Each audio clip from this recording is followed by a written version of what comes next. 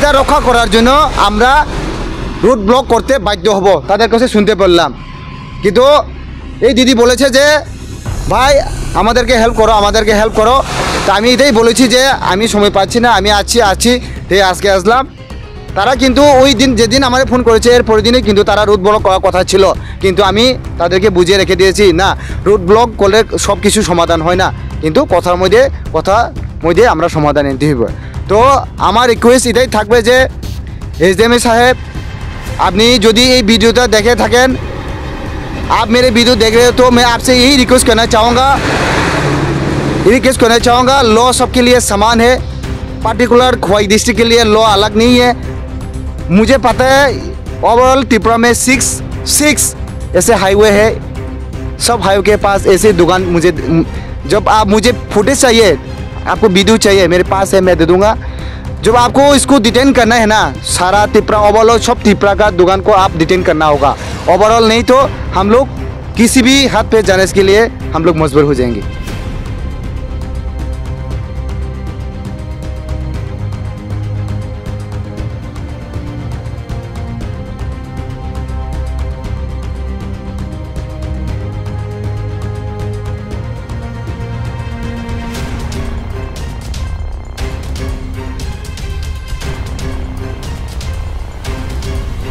ধন্যবাদ মিডিয়া পার্সনটিকে।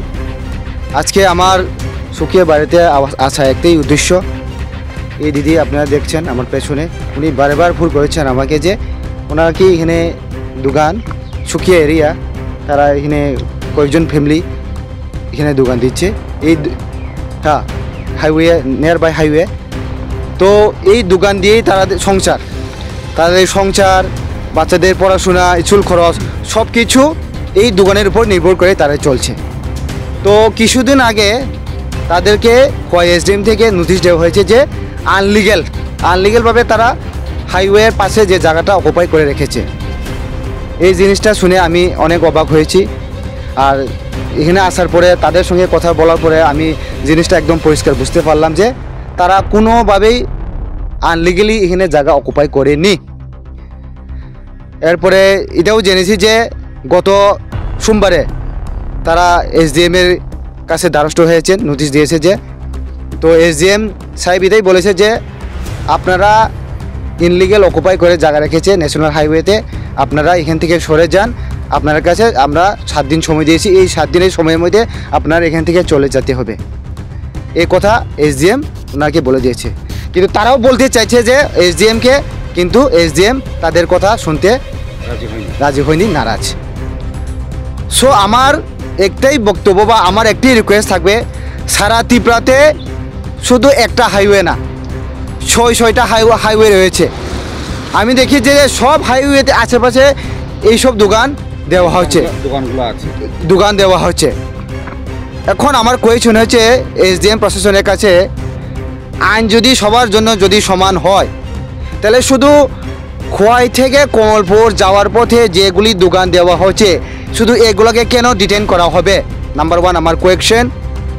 যদি আইন সবার যদি সমান হয়, সারা ত্রিপুরাতে 8টা হাইওয়ে রয়েছে, সেই হাইওয়ের মধ্যে আমরা সবাই দেখছি যে এইভাবে দোকান দিচ্ছে, এইভাবেই সব কিছু চলছে, তাহলে কেন শুধু ত্রিপুরাতে ত্রিপুরা না, শুধু খোয়াই এরিয়াতে পার্টিকুলার তারাকে এখান থেকে নোটিশ দিয়ে এখান থেকে সরিয়ে দেবে? আমার 1 নম্বর কোয়েশ্চেন এটাই। যদি খোয়াই তো কমলপুর সুকিয়ারুতে এই দোকানগুলি যদি সরাইতে হয়, তাহলে সারা ত্রিপুরাতে যত 6টা হাইওয়ের মধ্যে যারা দোকান দিচ্ছে তাদেরকেও সরাতে হবে। আমি জানি আইন কোনো ডিস্ট্রিক্টে আইন আলাদা না, সারা ওভারঅল সব জায়গাতে সংবিধান সবার জন্য এক, তাহলে শুধু পার্টিকুলার কেন এই শুধু সুকিয়া বাড়ি কয়েকজন ইনোসেন্স আমাদের ত্রিপুরা স্যার তাদেরকে এখান থেকে সরে দেওয়া হবে? এটা আমরা কোনোতেই মানব না।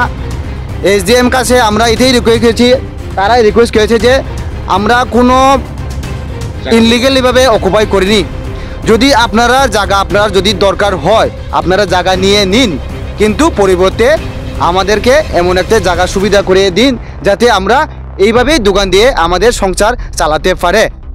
সো এই জায়গাতে ক্লিয়ার আমি বুঝতে পারলাম যে SDM সাহেব তাদের কথা শুনতে নারাজ, তারা টোটালি নারাজ। তারা যে নোটিশ দেওয়া হয়েছে শর্ট নোটিশ মিন 1 উইক তাদেরকে সময় দেওয়া হয়েছে। যেটা এমনভাবে নোটিশ দেওয়া হয়েছে যাতে কোনো মতেই সম্ভব না। 1 সপ্তাহের মধ্যে অলমোস্ট চলে গেছে, 3-4 দিন চলে গেছে, আজকে বুধবার, আর আগামী মানডেতে আগের সোমবারে তাদের সময় শেষ হয়ে যাবে। সো আমার রিকোয়েস্টটা এখানে, আর আপনারা দিদি আপনারা ভাই আপনারা এটাই রিকোয়েস্ট করেছেন যে একসাথের মধ্যে আমাদের সম্ভব না, অন্তত আমাদেরকে এক মাসের সময় দিন আপনারা বলেছেন, কিন্তু শুনতেন রাজি না। তো এখানে এসে বুঝলাম যে এসডিএম সাহেব যদি তাদের কথা শুনতে রাজি না হয়, তারা বলেছে যে যদি না শুনে তাহলে আমাদের এই দোকানগুলোকে রক্ষা করার জন্য বা আমাদের সংসার চলার জন্য যে ইনকাম সোর্স এখান থেকে এসেছে, আমরা ভাবছি একটা বাজারের মধ্যে একটা আমরা সবাই বাঁচার লাগে গরিব মানুষ, এখানে যে যারা যারা দোকানপাট করার লাগে উদ্যোগ নিয়েছেন স্যার, কেউ সম্পদ নাই, সব পেট বুগা আমরা। এই কারণেই স্যার আমরা এখানে বহুত দূরে দূরে আমরা স্যার, কই মানিকবান্ধার, কই মেহেন্দি, কই দুরাই, কই শ্রীরামপুর, আমরা দিনে গিয়ে আমরা আবার সকালে এসে আবার আমরা দোকানপাট করার মতো ক্ষমতা নেই। সেই কারণে আমরা এখানে যাই হোক, কেউ বা চাপটা ঘর বানায়, কেউ বা এমনি চাপটা পলিথিন দেওয়া, এটা সম্বলয় করে করাইছে। কিন্তু হঠাৎ করে আমার কাছে গত মাসের এই মাসেই তো যেমন নাকি জানি 8 তারিখে, তখন হঠাৎ করে নোটিশ আসে যে 8 তারিখে ফার্স্ট নোটিশের।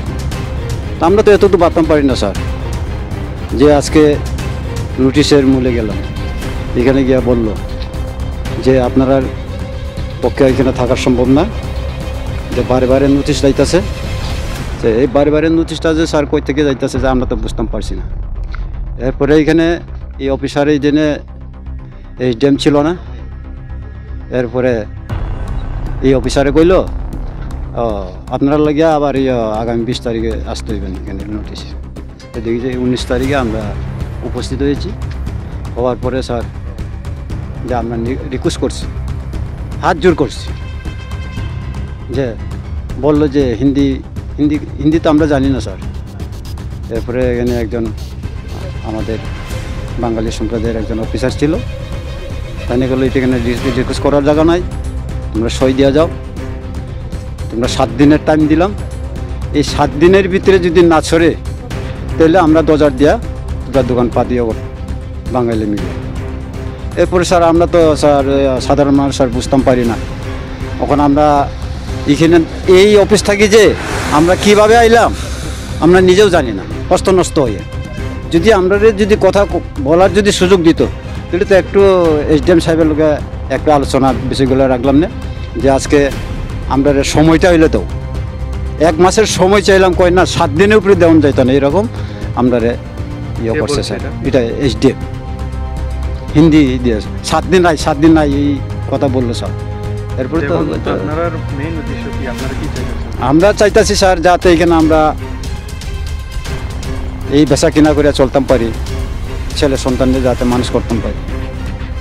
আমরা দিন বুগা, এখান তো নেই আমরা চাউল কিনতে হয়, এখান তো নেই ডাল কিনতে হয়, ছেলে সন্তানের পড়াশোনার খরচ, কাপড়ের খরচ, এখানে প্রাইভেটের খরচ, এইসব দিতে গিয়া স্যার হয়তো আমরা দেখলে তো স্যার এমনি ভালোই দেখা যায়, কিন্তু আমরা দিন বুগা মানুষ হয়তো 1 হক্ত খাইলে স্যার আমরা আরেক হক্ত খাই না, দিনের বিরে আমরা 2 হক্ত খাইয়া থাকি কোনোরকম বাচ্চা থাকি। কারণ ছেলে সন্তানের আরেকটা বিষয় আছে, ছেলে সন্তানের বাঁচার লাগে আমরা বন্ধন নেওয়া হয়েছে, এই বন্ধন নেওয়ার লাগে আজকে বন্ধনের লাগে আমরা খাইতাম পারি না, পোলাপানের কাগজপত্র ঠিক মতো সময় দিতাম পারি না।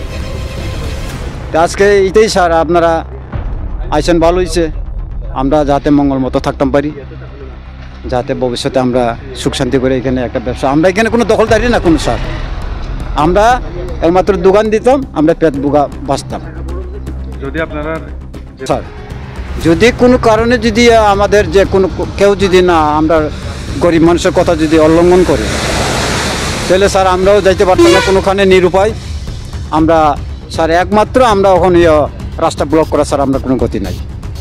এরপরে যা স্যার যদি আমরা যদি মনে করি রাস্তা ব্লক করতে গিয়ে যদি কেউ যদি আমরা গাড়ি দিয়ে মারিয়া যায় তাহলে স্যার আমরা মরতে বাধ্য হইব।